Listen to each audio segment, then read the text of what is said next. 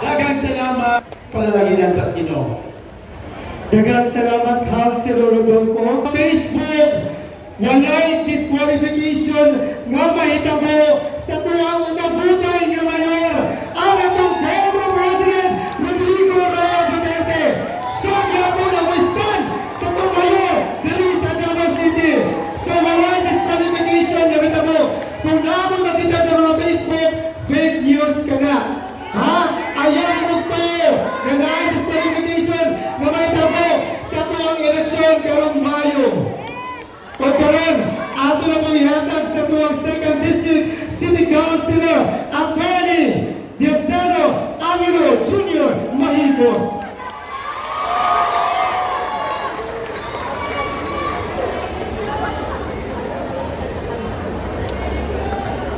Mayong hapon sa atong tanan. Salamat sa kay gayuna na makapamulong. Wala namang istorya ganina. Pero pamulong ko dili isip politiko. Pamulong lang ko isip usa ka Dabawin niyo. Kay ako nagtubo magod ko sa siyudad sa Davao. Kaya akong nakit-an ang sitwasyon sa Davao, ang kalisdanan sa katawhan, ang kapitos sa katawhan, o ang mga hagit sa katilingban. Kung akong nakit-an na dako kayong kasulbaran ang gihatag kanato pamaagi ni Mayor Rodrigo Duterte. Tinodili. Daghan kaayong anak o kapo na ninyo diri na kung dili tungod sa paningkamot ni Rodrigo Duterte, sigurado ko drug addict na karon.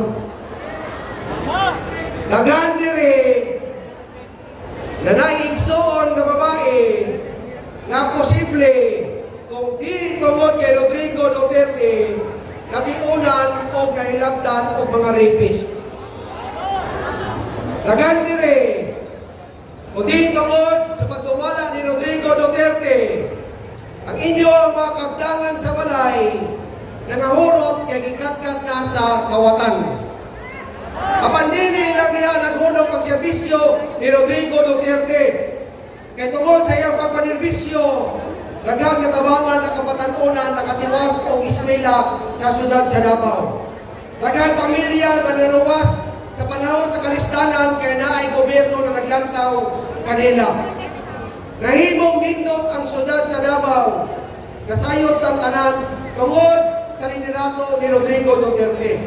Nahimo siyang atong amahan, akong amahan, inyong amahan, ang atong amahan, inarong gipusasan, bisag way sala.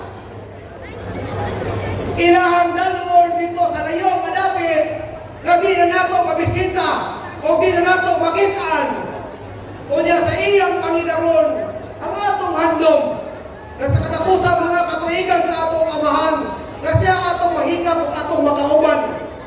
Apan ila nang ihikaw kanatong mga taga-Davao. Musugot pa ta niya na? Di ka musugot. Apan naa sa ato ang kalisdanan. Kaya ang atuang administrasyon sa panggobyerno karon, dito man sila namati sa mga langyaw. Imbes na mamati sila sa tingog sa katawang Pilipino. Ilang tuyo na paminawan ang sugyot sa ICC. O nang akong gibalik sa panahon na wang nagyutay kapyotan lain sayod manta. Ganito nagyutas kahitasan muhangyo na iyang luwason ang atong amahan sa siyudad sa Davao, si Presidente Rodrigo Duterte. So magsugod na karong adlaw, di ta mohunong bisag unsa pay atong atraso sa Ginoo. Apelo na to sa atong paghangyo, katagaan o kaluwasan, kagawasan ang atong gimahal na Rodrigo Duterte. Pwede? Kaya na? Ayaw yun ninyo wala ang pagsalig sa Ginoo. Never underestimate the power of prayers.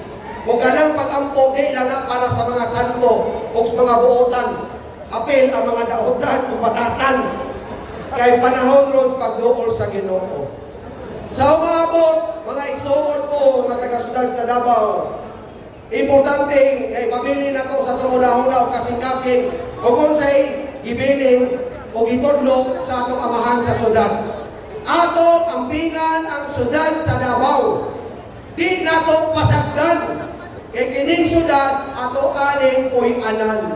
Ato ang protektahan sama sa iyahang gibuhat alang-alang sa mga sumusunod na henerasyon nga di sila mahimong mga durugista, di sila mahikawan sa kaygayunan na makatiwas o sa ilang pag-eskwela.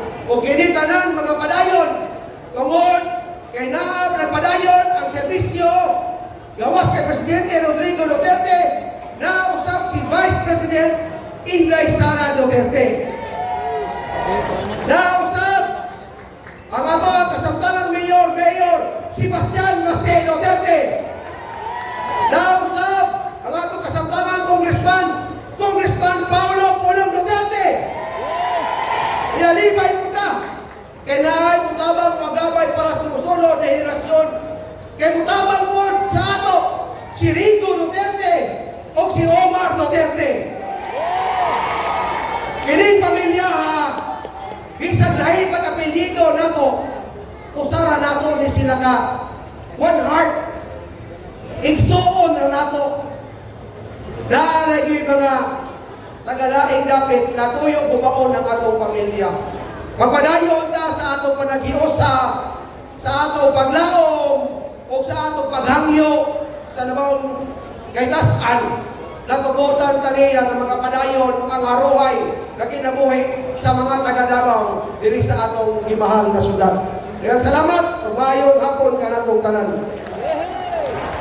Daghang salamat, Councilor Diosdado Aquino Jr. Mayipos. Mga katawhan, karon ang amuang paghitabo sa tuang amahan atong former President Rodrigo Duterte. Walay jurisdiction ang ICC sa tuang nasod. Sana sigingon sa tumamahan kung gibiyang niya nga. Diba? Sa giingon na tuang amahan. O karon, dito matuoan ang mga istorya kung kinsa naman na sila kay walang silang karapatan nga maging ala sa tumamahan. Kaya ato naman, kung unsang gibuyang diriya, tarong o safety o klaro ang atong syudad nga hapsay o limpyo, disiplinado ang Davao City. O karon, atong tawagan ang atuang usa ka inspiring councilor, Sir Bebot Claren. Clarion, sorry. Samtang kita na nagkatigom dinhi sa ato ang Rizal Park, pipila ka mga pulong ang ibadlis pagbalik sa atong alimpatakan. Nga, sa iluwa lang mo ninyo, sorry kayo. Naging emosyonal ko kayo ganyan ni tungod kay katong amo ang endorsement na as ni PRRD. Sakit kayo sa dughan. Pipila ka mga pulong ang ibadlis sa akong alimpatakan. Everything there is a season. A time to mourn and a time to harvest. A time to mourn and a time to rejoice. Mga kaigsuunan ko, time ni karon nga nagbuol kita. O naapoy time sa gira o naapoy time nga mahusay na kita. Indeed, there is a time for everything under heaven. Mayong hapon kaninyong tanan. Kitang tanan karon nag-uol. Basta ako nag-uol ako. So wala ko kasabot sa akong gibati. Asa na ang ilang giingon ka nato sa Davao nga niadto nga unity team? Pangitaon nato ang unity team. President, asa naman ang imong giingon sa amo kaniadto? Diha sa SM Grand Lanang. Nga mag-unity ta sa Davao ang Luzon. Nganong giingon ana nimo ang among binalanggaw, among mahal nga mayor. Inyo bang yaga-yagaan na matanda na yung kabayo dapat palitan na for Diyos por Santo? Dako kayo ka na natabang sa atong nasod sa Pilipinas. Dako kayo nagnatabang sa ato ang syudad sa Davao. Mga kaigsuunan ko, niligyan nato unungan. Ato gyud kanang kuliton ang atong administrasyon karon. Ang atong administrasyon nga ilang untang paminawon. Ilang paminawon ang mga abogado sa atong former president, atong pinangga nga si Mayor, former President Rodrigo Roa Duterte. Imahal nato si Mayor Rudy from 1988 hantod karon, hantod sa paglingkod niya pagka-presidente. Nilingkod siya kulong katuig sa Malacanang. Iyang ihimo ang iyahang gusto nga mahimo. Iyahang mahihimo nga mahusay. Kung iya patang giingnan pa niya ang taga Manila. Kung dili, kung sa tanaw ninyo, nga dili na po kaya, pasensya na mo. Kay ako, maura yun na ang akong kaya. So, nahimo kong emosyonal mo niini mga kaigsuonan ko. Wala ko sa ako ang sarili karon. Gikan ko sa kamugan, nadunggan ako sa akong karsteryo, nadunggan ako ang pag-aresto sa ato ang former President, Rodrigo Roa Duterte.